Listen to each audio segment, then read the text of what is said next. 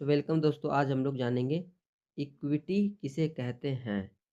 तो देखिए दोस्तों, इक्विटी का मतलब होता है कि equity capital refers to the capital provided by the owners of the business who are willing to take the risk associated while investing in the business. अगर आप किसी बिजनेस में पैसा लगाने जा रहे हैं या फिर आप कोई शेयर खरीदते हैं, तो अपना पैसा उस शेयर में लगाते हैं। तो शेयर में पैसा लगाते हैं यानी कि उस बिज़नेस में पैसा लगा रहे हैं और उसके रिस्क को भी तो आप लेते हैं कि बिज़नेस डूब गया, कंपनी बंद हो गई, तो आपका पैसा बर्बाद हो जाएगा।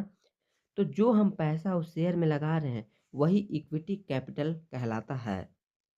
फिर बात करते हैं, the total capital of A company. जितना भी कैपिटल उस कंपनी में लगता है, मान लीजिए 100 रुपये लगा, तो उसको डिवाइड किया जाता है into equal units of small denomination each called a share. तो इसको छोटे छोटे भाग में तोड़ा जाता है, जितना भी पैसा उस कंपनी में लगा है, और सबको बराबर भाग में तोड़कर इसे एक यूनिट में बदला जाता है, जिसे हम लोग कहते हैं शेयर। तो इक्विटी का ही इक्विटी कैपिटल का स्मॉलेस्ट भाग हमारा शेयर होता है। ओके। और जितने भी ऐसे शेयर्स के मालिक होंगे, वो सभी मेंबर्स होंगे उस कंपनी के, और सबके पास अपने वोटिंग राइट्स होंगे। वोट करने का उनके पास अधिकार होगा। This share represent the form of fractional ownership. और आप देखते हैं कि हमारे पास शेयर होता है, तो इसका मतलब होता है हम उस कंपनी के फ्रैक्शनल ओनरशिप हैं। अगर हमारे पास एक भी शेयर है, तो हम उस कंपनी के थोड़े मालिक हो जाते हैं।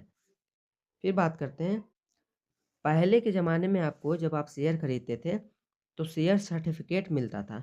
बट आजकल सब इलेक्ट्रॉनिकली हो रहा है, और आपके शेयर आपके डीमेट अकाउंट में स्टोर हो जाते हैं। तो ये भी क्वेश्चन आ सकता है।